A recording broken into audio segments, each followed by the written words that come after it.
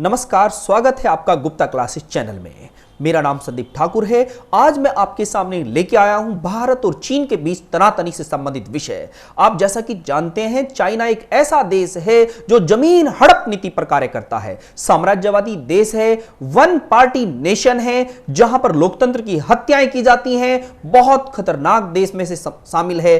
14 के 14 देश जो उससे सीमा बनाते हैं, सभी उससे परेशान हैं। उनमें से एक देश भारत भी है, लेकिन वो भूल चुका है भारत 1962 का देश नहीं रहा है। आज 2020 के देश में भारत में मोदी जैसा एक लीडर है। वो भूल चुका है आज देश किसी भी कीमत पर तेरी नहीं सुनेगा। डोकलाम में 2017 में उसने देख लिया है, उसको मुंह की खानी पड़ी थी, और आज 2020 में भी पूरी दुनिया के देशों ने उसको नाक को चने चबा दिए हैं। आज उसे लगने लगा है कि भारत कोई छोटा मोटा देश नहीं है। तो मित्रों, आज इसी विषय पर आपको ए से जेड तक की कहानी, पूरी की पूरी स्टोरी मैं आपको बताने चला हूं, जिससे कि अगर युद्ध होता है तो युद्ध में क्या होगा युद्ध का परिणाम, वो पहले से ही हम देख लेते हैं। तो चलो चलते हैं। आप मेरे साथ इस पूरी वीडियो को देखिएगा, लाभ तभी आपको मिलेगा। पूरी वीडियो देखिएगा तभी मस्तिष्क में एक पूरा का पूरा मैप क्लियर होगा कि क्या चल रहा है अंतरराष्ट्रीय राजनीति में, और भारत और चीन के बीच में जो युद्ध की परिणति बनी हुई है उसमें क्या होगा। क्योंकि उन गीदड़ों ने 20 शेरों को शहीद किया है, लेकिन बदले में उन गीदड़ों को भी हमने गर्दन मरोड़ डाली है, 45 गीदड़ों को मार डाला है। तो उन्हीं चीजों को देखते हुए चलिएगा मेरे साथ। तो अब चलते हैं। स्क्रीन पर आपको मैं कुछ मुद्दे बताता हूं। आप देख रहे हैं जो भारत चीन युद्ध है, भारत चीन युद्ध से संबंधित बातें आपके सामने हैं। अगर भारत चीन का युद्ध होता है तो किन किन चीजों का उन पर प्रभाव पड़ेगा, कौन सी चीजें होंगी जिसका युद्ध पर प्रभाव पड़ेगा। पहली बात आएगी मित्र राष्ट्रीय। तो पहला देखा जाएगा किस देश के कितने मित्र हैं, क्योंकि मित्रों का यहां पर बहुत बड़ा योगदान रहेगा। क्योंकि अंतरराष्ट्रीय राजनीति में, अंतरराष्ट्रीय जब युद्ध से संबंधित बातें होती हैं तो पता करना होता है कि उस देश के कितने मित्र होते हैं। तो सबसे पहले तो मैं आपको बताऊंगा भारत के मित्र कौन है और भारत के दुश्मन कौन है। अगर भारत चीन के बीच में युद्ध होता है तो इनकी भूमिकाएं क्या होंगी, सबसे पहले मैं इन पर बात करूंगा। दूसरी हेडिंग मेरी होगी आपसे संबंधित कूटनीति संबंध, किस देश के साथ किस प्रकार के मेरे संबंध हैं, इस पर बात करूंगा। तीसरा होगा आर्थिक स्थिति, और चौथा होगा सेना की क्षमता। तो स्टूडेंट, इन सब मुद्दों पर बात करते चलेंगे, बस आपको मेरे साथ बने रहना है और अंत तक इस मुद्दे को देखना है, जिससे कि आपके मन में पूरे का पूरा एक क्या मैप बन जाए और किसी को भी आप समझा पाओ। तो आप देखिएगा, सबसे पहले मैं आपको बताना चल रहा हूं चाइना के मित्र कौन होंगे और भारत के मित्र कौन होंगे और कौन होगा न्यूट्रल में। तो देखिएगा, चाइना का सबसे पहला साथी जो होगा, सदाबहार साथी, उसका हर मौसम का साथी कौन है? चाइना का पाकिस्तान। क्योंकि ये पिठ लग्गू है, क्योंकि इसकी अपनी तो औकात नहीं है कुछ भी, और जब भी इसने कुछ करने की सोची है तो भारत ने इसको धूल चटाई है। ये पाकिस्तान चाइना के फेवर में खड़ा है और भारत के साथ टू फ्रंट वार होने की बात करता है। तो चाइना का साथी कौन होगा? पाकिस्तान होगा। तो पाकिस्तान की तोड़ भारत के पास क्या है? तो भारत का साथी कौन होगा? तो भारत का साथी है अफगानिस्तान होगा। क्योंकि पाकिस्तान एक ऐसा मुल्क है जो आतंकवादियों की जननी है, और इसने अफगानिस्तान और खाड़ी के देशों को भी नुकसान पहुंचाया है। इस तरीके से अब पाकिस्तान किसके साथ? चाइना के साथ, और इसका काउंटर अटैक पे कौन रहेगा? अफगानिस्तान रहेगा।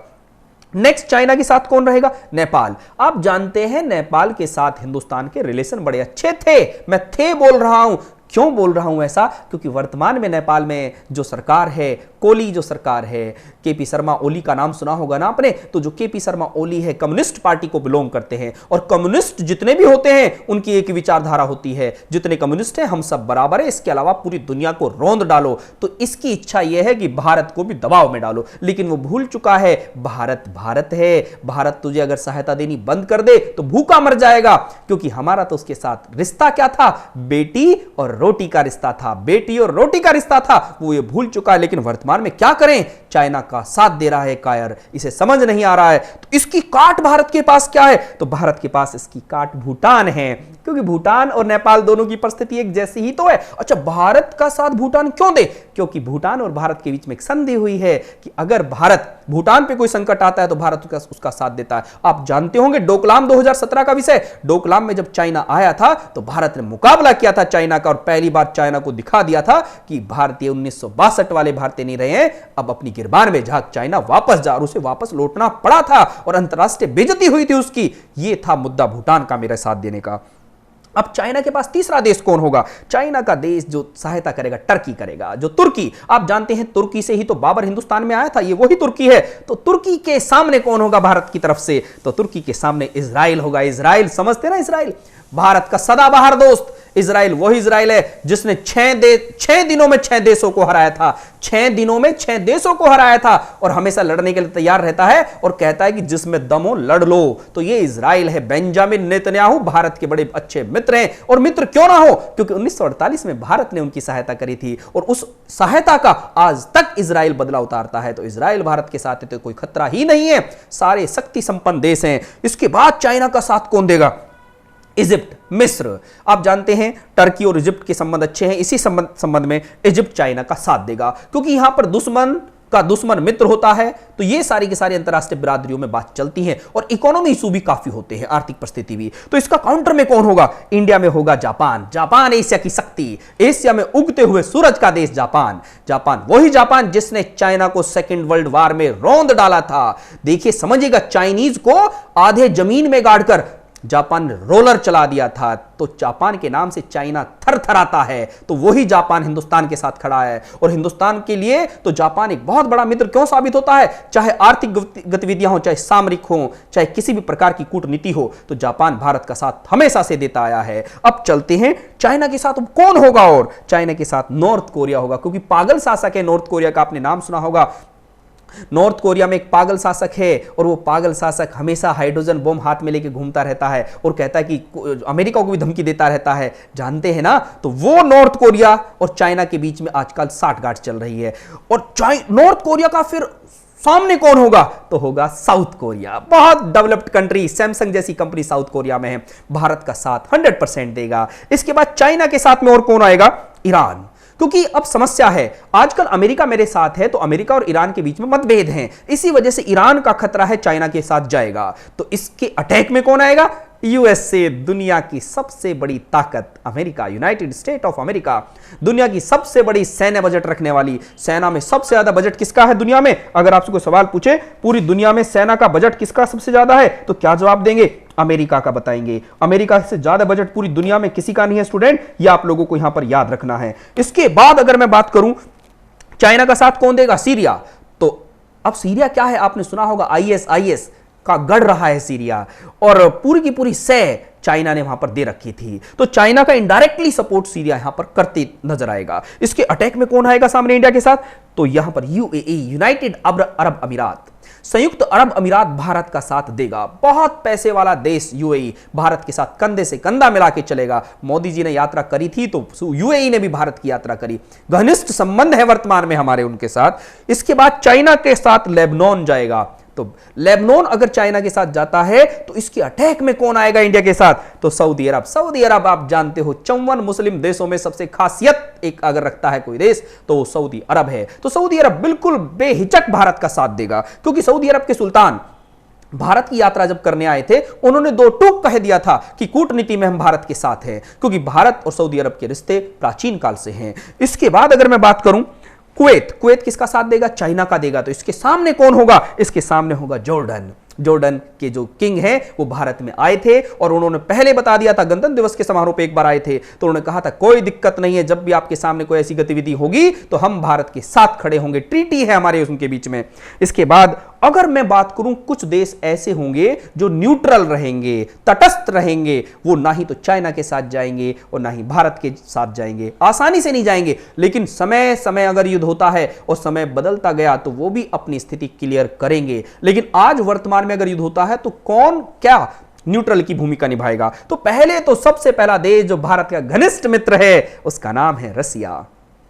रूस की परिस्थिति ऐसी है कि अगर वो डायरेक्ट भारत का साथ दे दे तो रूस और चाइना का बॉर्डर डिस्प्यूट है, उसमें दिक्कत आ जाएगी, क्योंकि आज रूस चाहे ताकतवर है लेकिन चाइना से कम ताकत रखता है, इसी वजह से आज ये न्यूट्रल की भूमिका में रहेगा। लेकिन हाँ एक बात और बता देता हूं, चाहे कुछ भी हो लेकिन ये भारत पर आक्रमण नहीं करेगा, अंतोगत्वा ये भारत का साथ ही देगा। अगर रूस ने भारत का साथ दे दिया तो पलड़ा भारी भारत का हो जाएगा और चाइना कुछ भी नहीं कर पाएगा। ध्यान दीजिएगा, बहुत मुद्दे की बात है, क्योंकि व्लादिमीर पुतिन भारत के अच्छे मित्र हैं और वर्तमान में जो वहां पर शासन चल रहा है वो भारत के साथ राजनीति में अच्छा रिलेशन है। और दूसरी बात है राजनाथ सिंह वर्तमान वर्तमान में 3 दिनों की यात्रा रूस से करके आए हैं। आपने सुना होगा S-400 एयर डिफेंस सिस्टम वहां से लाने की बात चल रही है, क्योंकि चाइना के पास S-400 एयर डिफेंस सिस्टम है और भारत उसकी काट के लिए रूस से वो जरूर लेगा, क्योंकि रूस से भारत 75% वेपन खरीदता है। 75% अगर खरीदारी भारत किसी देश से करता है तो रसिया से करता है, तो रसिया की मोरल ड्यूटी भी है कि वो भारत का साथ दे, और वो देते आया है, क्योंकि वही रसिया है 1971 में भारत पाकिस्तान के युद्ध में रूस ने आधी दुनिया से लड़ाई लड़ ली थी और भारत का साथ दिया था। उन दिनों अमेरिका हमारा दुश्मन था, लेकिन अमेरिका जैसे देश भाग गए थे वहां से पैर दबा के। इस वजह से रूस मेरा मित्र है और रहेगा, ऐसी बात यहां पर कही गई है, लेकिन शुरुआत में न्यूट्रल रहेगा। इसके बाद दूसरा देश है बांग्लादेश, क्योंकि बांग्लादेश की परिस्थिति भी कुछ ऐसी ही है, क्योंकि बांग्लादेश में वर्तमान में जो राजनीति है वो भारत के फेवर की है, लेकिन बांग्लादेश की समस्या कुछ और है। जैसे अगर वो चाइना का साथ दे दे तो भारत से दुश्मनी हो जाए, और भारत का साथ दे दे जो चाइना से दुश्मनी हो जाए, इस वजह से वो न्यूट्रल की भूमिका में रहेगा। इसके बाद नेक्स्ट कंट्री कौन है? नेक्स्ट है म्यांमार, बर्मा। ये वही देश है जो भारत से 1935 में अलग हुआ, लेकिन अब दिक्कत यह है कि वही जो बांग्लादेश की परिस्थिति है वही म्यांमार की स्थिति है। अगर ये चाइना का साथ दे दे तो भारत का दुश्मन, और अगर भारत का साथ दे दे तो चाइना का दुश्मन। इस वजह से ये देश शुरू में न्यूट्रल की भूमिका में रहेंगे, हाँ, लेकिन भारत के खिलाफ मोर्चा नहीं खोलेंगे, ये बिल्कुल तय है, क्योंकि इन्हें पता है कि चाइना तो साम्राज्यवादी देश है, वो किसी दिन तुमको भी हड़प लेगा। उसने तिब्बत हड़प लिया, वो पाकिस्तान को खा जाएगा कुछ दिन के बाद, उसकी स्थिति ऐसी है। तो ये देश उसका साथ तो नहीं देंगे, लेकिन दुश्मनी किसी से भी नहीं लेंगे, ये न्यूट्रल की भूमिका में रहेंगे। नेक्स्ट यहां पर श्रीलंका। श्रीलंका की परिस्थिति भी कुछ ऐसी है जैसी इन दोनों देशों की है। इसके बाद है हमारा जर्मनी। अब जर्मनी की स्थिति ऐसी है, जहां जापान खड़ा है वहां जर्मनी उसके साथ खड़ा रहेगा, बिल्कुल सही बात है, लेकिन शुरुआत में यह न्यूट्रल की भूमिका में रहेगा, क्योंकि आपको पता है सेकेंड वर्ल्ड वॉर में जर्मनी और जापान और इटली ये सब इकट्ठे थे, और उसी दोस्ती के कारण आज भी चले आ रहे हैं। लेकिन शुरू में यह न्यूट्रल की भूमिका में रहेगा, लेकिन बाद में इंडिया की तरफ को 100% जाएगा, क्योंकि भारत की कूटनीति में बहुत दम है, क्योंकि मोदी चाय पीने के लिए दुनिया में नहीं घूमा है, और मोदी अगर दुनिया में घूमे हैं तो उन्होंने कूटनीति को मजबूत किया है। आज भारत के पीछे दुनिया खड़ी है, यह आपको पता ही हो गया होगा। अब चलते हैं आगे। Next UK. यूके एक ऐसा देश है, यूनाइटेड किंगडम आप जानते हैं, जो पाकिस्तान को भी अपने फेवर में चाहता है और हिंदुस्तान को भी अपने फेवर में चाहता है। लेकिन शुरुआत में दिक्कत एक है, क्योंकि आपने देखा होगा यूके बेस्ड एक बीबीसी चैनल है। बीबीसी हमेशा भारत के खिलाफ आग उगलता रहता है, और उसकी आग उगलने का कारण केवल यह है भारत के अगेंस्ट ही बात करता है। इन सब परिस्थितियों को देखते हुए समय यह लग रहा है कि यूके न्यूट्रल की भूमिका में रहेगा। आगे क्या है, अगर मैं बात करूं, ऑस्ट्रेलिया फिलहाल न्यूट्रल में रहेगा, लेकिन अगर युद्ध हो जाता है तो युद्ध के दौरान यह भारत का साथ देगा, क्योंकि ट्रीटी साइन हो चुकी है मित्रों, ट्रीटी साइन हो चुकी है ऑस्ट्रेलिया और भारत के बीच में। क्योंकि चाइना से हर देश खफा है, क्योंकि चाइना ने दुनिया को क्या दिया? कोरोना दिया है। चाइना ने दुनिया से कोरोना की खबर को छिपाया है। पूरी दुनिया त्राहिमाम कर रही है, और केवल दोषी एक है, चाइना। तो बायकॉट चाइना करो दोस्तों, मित्रों, बायकॉट चाइना करो, अगर यही देश प्रेम है आज वर्तमान में। नेक्स्ट क्या है, यहां पर साउथ अफ्रीका। साउथ अफ्रीका शुरू में न्यूट्रल रहेगा, लेकिन बाद में भारत की परिस्थिति के साथ ही जाएगा, भारत के साथ ही मिलना होगा इसको। इसके बाद अगर मैं बात करूं यूरोप, देखिए यूरोपियन नेशन, जो यूरोपीय देश हैं, स्टार्टिंग में तो न्यूट्रल की भूमिका में रहेंगे, लेकिन बाद में खुला मोर्चा एकदम चाइना के अगेंस्ट होगा, क्योंकि यूरोप के अंदर कोरोना ने सबसे ज्यादा त्राहिमाम मचाई है, और उसके कारण यूरोप के देश जले भुने बैठे हैं। उन्हें केवल एक प्लेटफॉर्म चाहिए कि लड़ने वाला कोई और होगा, बंदूक उनकी होगी, तो यूरोप भारत के साथ 100% होगा। इन सब परिस्थितियों के कारण मैंने आपको यह बता दिया स्टूडेंट कि कौन किसका मित्र, कौन किसका दुश्मन, और कौन परिस्थिति के अनुसार न्यूट्रल रहेगा। तो यह परिस्थिति आपको समझ में आई होगी। ये वो मुल्क है दुनिया में जिसके साथ खड़े हो जाए, क्योंकि भारत तो एक ऐसा देश है, वासुदेव कुटुंबकम की परंपरा चलाता है। हम पहला अटैक किसी पे नहीं करते, लेकिन इस वर्तमान में जो सरकार है उसने चेतावनी दे डाली है, पहला अटैक करेंगे नहीं, और दूसरा अगर आपने स्टार्टिंग कर दी तो हम छोड़ेंगे नहीं, इल्जाम बुरा होगा। क्योंकि आपने देखा होगा गलवान घाटी में जो 20 शहीद हुए हैं, 45 गीदड़ों ने, जो 20 हमारे जो लोग जवान शहीद हुए हैं, उनमें आपने नाम सुना होगा संतोष बाबू जो कर्नल थे, उनको सबने इकट्ठा करके बेरहमी से मारा है। लेकिन बदले में बिहार रेजिमेंट जो घातक श्रेणी में आती है, और उसने जो उल्टा मोर्चा संभाला, 45 लोगों की रीढ़ की हड्डियां तोड़ डाली, उनकी गर्दन मरोड़ डाली। भारत के शेरों के साथ जब वो लड़े, 1000 वो थे, 1000, और हम केवल और केवल 60 की बटालियन में थे। भागते फिर गए, लेकिन हमने 45 लोगों को हताहत कर डाला, 20 शहीद हम भी हुए। तो उनकी शहादत को नमन है। तो अब चलते हैं, ये सारी परिस्थिति स्टूडेंट आपको समझ में आ गई होगी। तो पहला पॉइंट क्लियर हुआ होगा। अब हम समझते हैं कूटनीति। कूटनीति का किसी भी युद्ध में बहुत बड़ा रोल होता है। कूटनीति क्या है, चलिए मेरे साथ कूटनीति को भी देख लेते हैं। देखिए, ये पूरी दुनिया का मैप आपके सामने है। कूटनीति में क्या कह रहा हूं, कूटनीति का मतलब होता है कि मेरे देश के संबंध किन किन देशों के साथ किस प्रकार के हैं। आप जानते हो आज वर्तमान में भारत में एस जयशंकर जो विदेश मंत्री हैं, उन्होंने पूरी दुनिया के सामने एक ऐसा सॉफ्ट कॉर्नर क्रिएट किया है जिससे पूरी दुनिया भारत के साथ खड़ी है, डायरेक्टली या इनडायरेक्टली भारत के साथ खड़ी है, और चाइना के अगेंस्ट पूरी दुनिया आ चुकी है। आज वर्तमान में ये चाइना का जो आपको और इंडिया का पूरे वर्ल्ड का मैप दिख रहा है, इसमें आप देखिएगा जो ये चाइना है, चाइना के चारों तरफ कितने देश हैं, 14 देश हैं। स्टूडेंट, कितने देश हैं, 14 देश हैं चाइना के चारों तरफ।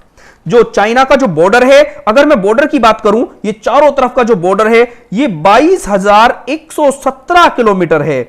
22,117 किलोमीटर चाइना का बॉर्डर है। और आप दुनिया में चाइना के क्षेत्रफल की दृष्टि से अगर बात करते हो, तो क्षेत्रफल की दृष्टि से दुनिया में सबसे बड़ा देश कौन है, रसिया। और दूसरे नंबर पर देखिए रसिया का एम्पायर समझिएगा, और रसिया से ये पंगा लेगा नहीं। ये रसिया देखिएगा कितना बड़ा रसिया है। यहां पर रूस का क्षेत्रफल दुनिया में सबसे ज्यादा है, और दूसरे नंबर पर कनाडा है, और तीसरे नंबर पर कौन है स्टूडेंट, तीसरे नंबर पर चाइना है दुनिया में क्षेत्रफल की दृष्टि से। और इस ध्यान देना, ये जो चाइना है अपने 6 देशों की जमीन तो हड़प के बैठा है, क्योंकि तभी तो मैं बोल रहा था चाइना क्या है, जमीन हड़प देश है, साम्राज्यवादी देश है। वो 6 देश कौन कौन से आपसे स्टूडेंट पूछ लिया जाता है, तो पहला देश पूर्वी तुर्किस्तान है, दूसरा तिब्बत है, तीसरा दक्षिण मंगोलिया है। देखिए ये वाला मंगोलिया भी बैठा है कि आप चाइना एक बार स्टार्ट तो कर, तेरा भूत बना दूंगा मैं। नेक्स्ट ताइवान है, देखिए ताइवान यहां पर है, ताइवान भी इसका दुश्मन है। नेक्स्ट हांगकांग है, और आप पता है हांगकांग के सामने चाइना ने बहुत बुरी स्थिति खड़ी कर रखी है, तो हांगकांग भी इसका जवाब देगा। नेक्स्ट कौन है स्टूडेंट, मकाऊ भी इसके अगेंस्ट है। तो इस तरीके से ये सारे देश, ये मकाऊ पर भी कब्जा किसने किया हुआ है, चाइना ने किया हुआ है, तो ये सब इसके अगेंस्ट है। तो 6 देश तो इससे किस तरीके से खार खा के बैठे हैं कि एक बार युद्ध स्टार्ट तो हो तो हम बदला लेके देखेंगे। तो आप लोगों को ये ध्यान देना है। तो चाइना को घेर लिया है हमने चारों तरफ से, चाइना नहीं बच पाएगा, अब चाइना बिल्कुल नहीं बच पाएगा। ठीक है स्टूडेंट, अब चलते हैं इन सारी परिस्थिति को देखते हुए।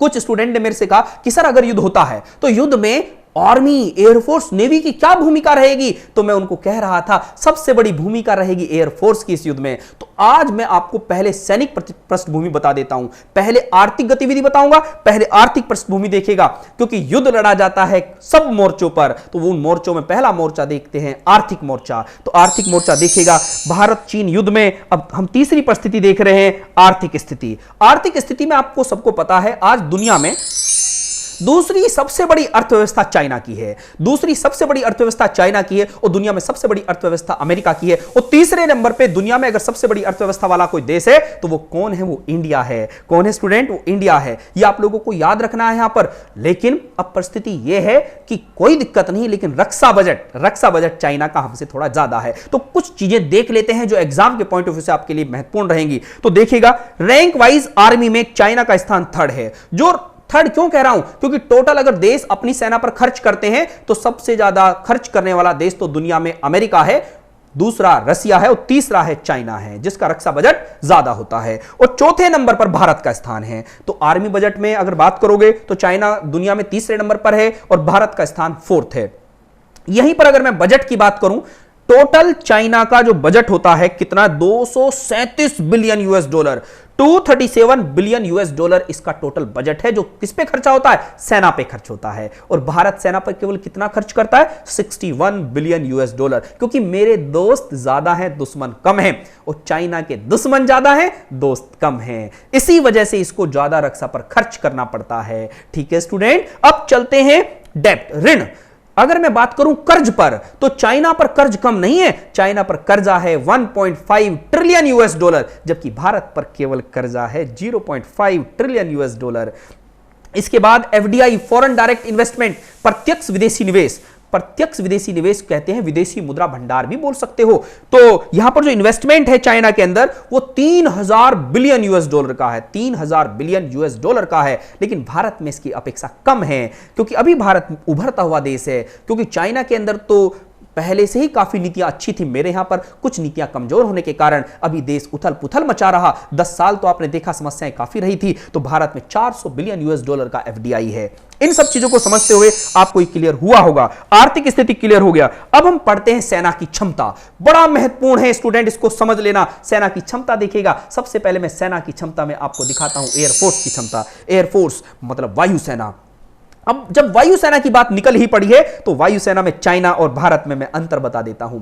तो चाइना में देखिएगा एयरक्राफ्ट है, टोटल एयरक्राफ्ट 3210 टोटल एयरक्राफ्ट हैं। लेकिन टेंशन मत लीजिएगा, भारत में टोटल एयरक्राफ्ट है 2123 एयरक्राफ्ट हैं। अब आप कह रहे हो सर चाइना पे तो ज्यादा है और भारत में तो कम है। नहीं, मत टेंशन लो, टेंशन नहीं लेना है, क्योंकि चाइना जहां लड़ने के लिए आएगा, जब चाइना हमसे लड़ने के लिए आएगा तो तिब्बत में जाएगा, और तिब्बत चाइना से 5000 मीटर की ऊंचाई पर है। और जो उसके हवाई जहाज है, फाइटर प्लेन है, 5000 मीटर की जब ऊंचाई पर वो जाएंगे तो आधा फ्यूल तो वहीं खत्म हो जाएगा, तो आधी क्षमता से लड़ेंगे। और हम तो गोल्डी बेग पर ही सारे जहाज कमान है, हमारी वहां पर बेस है, हम वहीं से डायरेक्ट अटैक करेंगे और उसका मुंह तोड़ जवाब देंगे। तो हमारे पास समस्याएं नहीं है, टेंशन नहीं लेना है, हम उनसे ताकतवर हैं इस मोर्चे पर। एयरफोर्स 1962 में भी ताकतवर थी और आज भी हम ताकतवर हैं, क्योंकि हमारे पास वो हथियार हैं जिनकी जरूरत है, और चाइना ने तो घिसे पिटे भी हथियार अपने पास रखे हैं। ये आपके मन में मनोबल कमजोर नहीं होने देना है।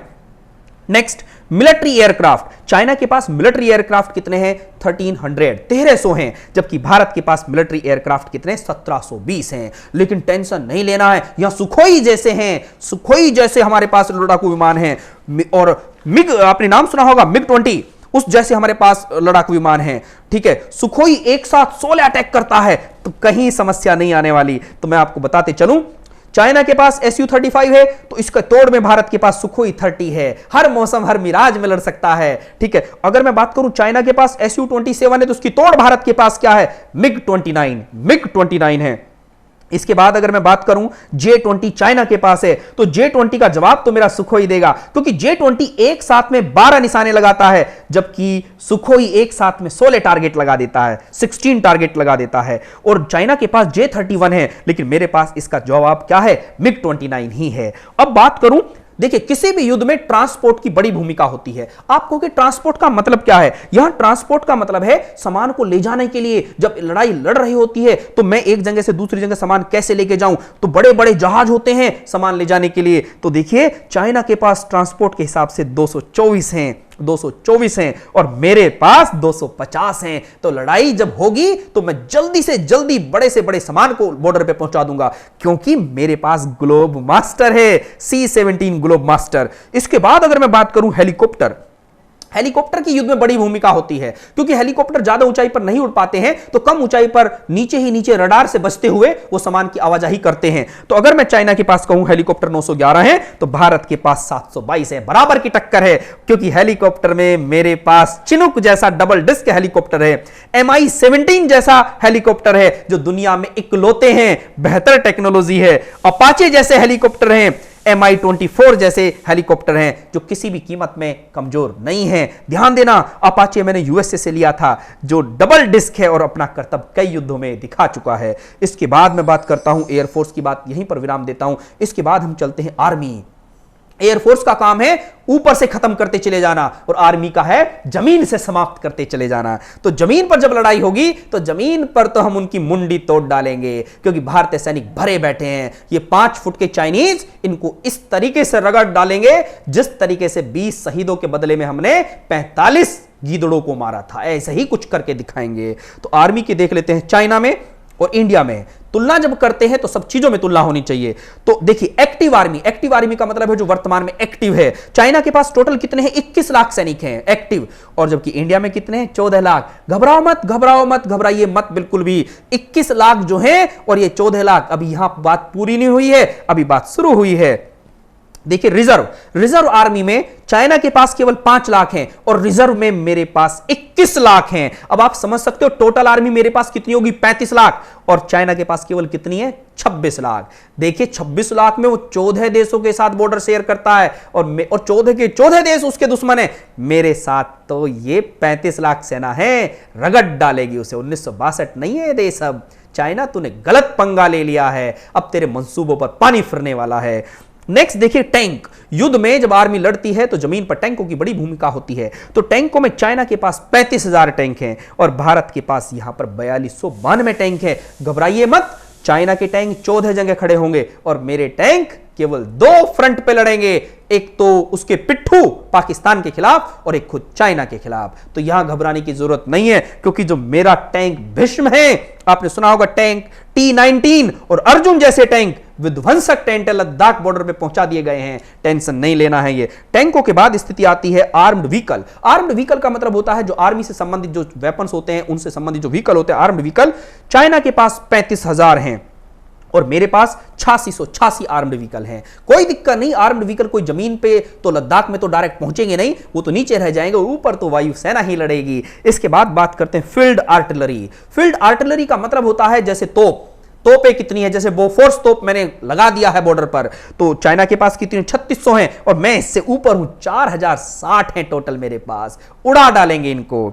इसके बाद रॉकेट लॉन्चर की बड़ी भूमिका है। यहां चाइना के पास टोटल रॉकेट लॉन्चर हैं 3650, जबकि भारत के पास है 266 रॉकेट लॉन्चर। घबराना यहां पर भी नहीं है क्योंकि मेरे पास केवल वो हथियार हैं जिनकी जरूरत है, क्योंकि चाइना के दुश्मन ज्यादा हैं और मेरे दोस्त ज्यादा हैं। आर्मी की बात पूरी हो जाती है। आर्मी के बाद अब हम चलते हैं नेवी पर, जिसको आप जल सेना बोलते हो। अब जल सेना में भारत की नेवी बड़ी ताकतवर है। अब अगर मैं बात करूं चाइना और इंडिया में जब बात चलती है तो एयरक्राफ्ट कैरियर क्या होते हैं, जिस पे बहुत सारे फाइटर प्लेन खड़े हो जाते हैं और जो युद्ध में ऐसे समझिएगा बड़ी भूमिका निभाते हैं, क्योंकि चाइना का बहुत बड़ा पानी से क्षेत्र है, बहुत बड़ा पानी का क्षेत्र है। और पानी जैसे आपने नाम सुना होगा साउथ सी सागर में भी उसने डिस्प्यूट किए हुए हैं, सारे देश उससे खपा हैं। तो चाइना के पास टोटल एयरक्राफ्ट कितने हैं, एयरक्राफ्ट कैरियर 2 हैं, जबकि भारत के पास 1 है। मेरा एक ही काफी है, मेरे एक का नाम विक्रमादित्य है, इकलौता खत्म कर देगा इन दोनों को। क्योंकि चाइना के पास तो 2 हैं और 2 अभी आए हैं और भारत ने तो 3 तो रिटायर कर दिए पहले। तो इसका मतलब भारत को बड़ा इसमें अभ्यास है,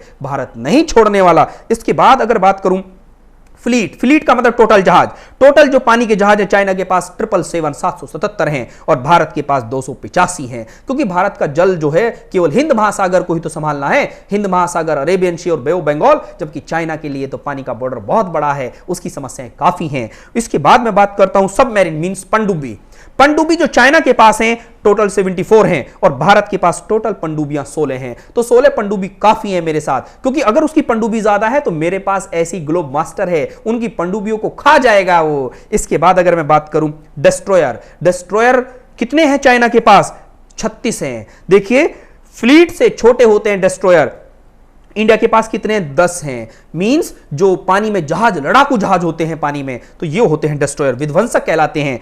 इसके बाद फ्रीगेट डिस्ट्रॉयर से थोड़े छोटे होते हैं। ये चाइना के पास कितने हैं, 52, जबकि भारत के पास कितने हैं, 13 हैं। इसके बाद अंत में मैं बताता चलूं कॉर्वेट क्या होते हैं, फ्रीगेट से भी छोटे होते हैं और ये पनडुब्बियों को डुबोने के काम आते हैं। तो चाइना के पास कितने हैं, चाइना के पास 50 हैं और भारत के पास ही कितने हैं, भारत के पास ही 19 हैं। कितने स्टूडेंट, भारत के पास ही 19 हैं। इस तरीके से पेट्रोलिंग का मतलब होता है जब कोई पानी का जहाज हताहत हो जाता है या सैनिक डूबने वाले होते हैं तो उनके बचाव कार्य, राहत सामग्री पहुंचाने के लिए पेट्रोलिंग यान होते हैं, पेट्रोलिंग जहाज होते हैं। तो भारत के पास, चाइना के पास 220 हैं और भारत के पास 139 हैं। तो मित्रों ये पूरी कहानी हुई। इस पूरी कहानी में आपको समझ में आया होगा कि किस तरीके से परिस्थितियां बदली, और ये सारी परिस्थितियों में आज की स्थिति केवल एक है, चाइना का सामान का बॉयकॉट करो, बहिष्कार करो। क्योंकि मैं और आप घर में बैठ के केवल एक ही तो काम कर सकते हैं, अपनी सेना का उत्साहवर्धन और चाइना के सामान का बॉयकॉट करो, क्योंकि छोटी छोटी चोट से ही उसको असर पड़ेगी। देशभक्ति इसी को बोलते हैं, क्योंकि हम इसके अलावा अलावा और कुछ कर भी तो नहीं सकते हैं। चाइना के सामान का बहिष्कार करो। आज के लिए इतना ही। इसी टाइप की वीडियो देखने के लिए कमेंट में मुझे टॉपिक का नाम लिखिएगा। सभी टाइप की वीडियो आपको मिलती रहेगी पर डे, नेशनल और इंटरनेशनल लेवल पर आपको ये वीडियो मिलेंगी। आप आज के लिए बस मैं इतना ही कहता हूं। नेक्स्ट वीडियो के लिए तैयार रहिए। तब तक के लिए जय हिंद, जय भारत। हाय फ्रेंड्स, हम लोग जा रहे हैं चाइना बॉर्डर, पालीन, कोलोरियांग, और रोड जो है वो नहीं है, फिर भी इन रोडों के सहारे हमें वहाँ तक पहुँचना है, क्योंकि एक जगह पर आने के बाद में रोड ख़त्म हो जाती है, उसके बाद में ऐसे ही पहाड़ों के बीच में से हमें जाना होता है। और ये हमारा ट्रक है जिससे हम लोग जा रहे हैं। तो बढ़िया है, आप उधर मस्त रहिए, हम लोग इधर देश के लिए कुछ ना कुछ कर रहे हैं। आप लोग भी उधर थोड़ा सा चाइना के ऐप को डिलीट करो यार, बायकॉट करो उनका, और उनके प्रोडक्ट्स को भी बायकॉट करो यार। मतलब कि हम लोग इधर देशभक्ति जगाओ अपने दिल में, हम लोग भी देशभक्त की तरह यहाँ पे हैं। इतनी टफेस्ट प्लेस पे हम लोग ड्यूटीज़ कर रहे हैं। आप घर में रह के उंगलियों से तो उसको बायकॉट कर सकते हो ना, करो यार, अच्छा लगेगा हमको भी, हमारी भी हेल्प होगी। बाय।